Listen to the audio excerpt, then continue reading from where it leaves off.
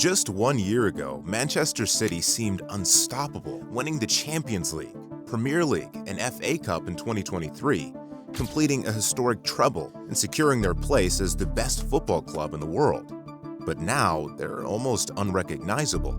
They've won just one of their last 12 games across all competitions, crashing out of a major tournament along the way, and falling dismally far behind in the title race, a shadow of the legendary team that conquered Europe in years prior. So, how does a team worth over $1 billion go from absolutely dominating world football to becoming the laughingstock of Europe in just 12 months? To answer this, let's rewind back a few years. Before the turn of the century, Manchester City was a club cherished by its loyal fan base, with flashes of glory in its history, including league titles in 1937 and 1968. However, the decades that followed were defined by struggle, financial instability, relegations, and even a fall to the third tier in 1998. But in the year 2008, everything would change when the club was purchased by the Abu Dhabi Group, a private investment company led by a member of the United Arab Emirates royal family with pretty much unlimited financial resources. They would use their new funds to bring in experienced manager Roberto Mancini in 2009, who brought in legends like Yaya Toure, David Silva, and Sergio Aguero that would dramatically change the culture of the club. With this newly assembled squad, they went on to win the FA Cup in the 2010-2011 season, their first major trophy in 35 years. And in that same year, they finished third place in the Premier League, securing their first ever Champions League qualification. Only a year later, they won their first Premier League title in 44 years. Then, in 2013, they replaced Mancini with Manuel Pellegrini, a man known for his attractive attacking play style, previously displayed at legendary clubs Villarreal and Real Madrid. He went on to win the Premier League in his first season. He's also remembered for winning the EFL Cup twice and signing the likes of Raheem Sterling and Kevin De Bruyne, both of whom would eventually become superstars. Well, maybe one more than the other. This eventually led to the summer of 2016, when they received a powerhouse of a manager in Pep Guardiola. Perhaps the most tactically inclined coach of his time, he was known for prioritizing technical ability, dominating possession-style football, aka tiki-taka, and most importantly, this man had won multiple trophies for every club he coached, including 2 Champions Leagues with Barcelona. In his first season with the club, Pep signed 5 players, including the likes of Ilkay Gundogan, Leroy Sané, Gabriel Jesus, and John Stones, all of whom would be crucial to their later successes.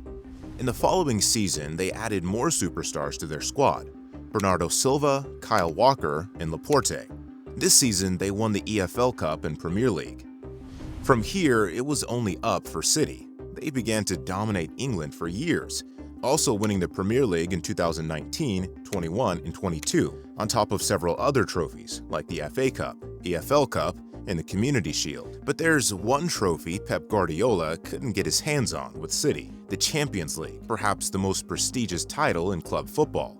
So he took to the transfer market and signed Erling Haaland for more than $60 million, not including add-ons, plus an agent fee of $42 million, plus his annual wage of around $54 million. In addition, the likes of Manuel Akanji and Calvin Phillips were also signed. Haaland would go on to break the Premier League single-season goal record, scoring a disgusting 36 goals in his debut season for Man City, as well as becoming top scorer in the Champions League with 12 goals, forming a dynamic partnership with Kevin De Bruyne, who had the most assists in the Champions League as well as the Premier League. It seemed like they were made for each other, the perfect playmaker combined with a striker with a killer instinct. And all that offensive output was greater for City, but what made this team perfect was how it was balanced defensively too. This was done by their world-class number 6, Rodri, who put up a total of 72 recoveries in that CL season, the most out of any player. He held together the midfield, distributed the ball, and had world-class defensive output, not to mention his clutch goal in their 1-0 win over Inter, a match in which Manchester City's attack struggled to dominate possession and create goal-scoring opportunities. Silva, could he be the man? Not to be! Rodri! Rodri! Finally, on June 10th of 2023, After all the work they had put in, the treble was complete, and Pep Guardiola had finally won the Champions League with City. All it took was a lot of money, a few key signings, and a manager who knew how to maximize the squad to their full potential. Manchester City's ascent to the pinnacle of European football, establishing them as one of the most feared teams on the continent, was complete. The following season, they won the UEFA Super Cup, a match between the respective winners of the Europa and Champions League. And in December, they participated in the Club World Cup and took first place, as well as winning the Premier League for the 6th time in Guardiola's career, only trumped by Manchester United legend Sir Alex Ferguson's outrageous 13 Premier League titles as manager. Fast forward to this season though, Manchester City are in 6th in the Premier League and 22nd in the new Champions League format, only 3 spots away from missing the playoffs. For a football club with the highest net spend since 2008 at $1.6 billion, this is unacceptable. A team that once dominated the world is now struggling to consistently pick up points against teams a fraction of their size. Some of the more memorable losses include the 4-1 defeat to Sporting CP, though to be fair, they were up against one of the world's most informed players, Victor Gyökeres, who also scored a hat-trick that game. They then suffered a 2-1 loss to Brighton, followed by a heavy 4-0 defeat to Spurs at home. This poor form continued with a 2-0 loss to Liverpool, another 2-0 defeat to Juventus, and then an almost surprising 2-1 loss to Manchester United, a club that hadn't beaten them in the league in over 3 years. Most recently, they were edged 2-1 by Aston Villa, though from City's perspective, that scoreline could almost be seen as flattering. But how did this happen? I see 4 major issues. Number 1. Transfer market shortcomings. During the summer transfer window, Manchester City made just one addition, Savio from Troyes. The young winger was expected to fill the void left by Riyad Mahrez, a winger who played a crucial role in prior seasons, and compete for a spot with Phil Foden. Replacing Mahrez was always going to be crucial. He brought creativity, flair, wit, and was a constant threat, always willing to take on defenders one-on-one. With his special left foot, Mahrez could shoot, deliver dangerous crosses, and was a key set-piece taker for the team, whether it was corners or free kicks. However, Savio has struggled to make an impact, failing to register a single goal in 21 appearances. Last season, Julian Alvarez, a regular starter, left for Atletico Madrid, and Cole Palmer, who could have more than replaced Alvarez, was sold to Chelsea just a year earlier. But perhaps the most problematic decision was not signing a backup defensive midfielder to ease Rodri's workload. Rodri missed only 8 matches across the 2022-23 and 2023-24 seasons. Yet, City opted to loan out Calvin Phillips instead of adding depth in that position. Number 2. Squad fatigue and injuries. The grueling demands of playing back-to-back treble-challenging seasons with 2 to 3 games a week finally caught up with the squad. Kevin De Bruyne was out for an extended period of time, limiting City's offensive creativity and output, and is trying to get back into form. But the worst and most impactful injury was Rodri's season-ending ACL injury, which he picked up just 5 games into the season. Up until that point, they had not lost a single UCL or PL game.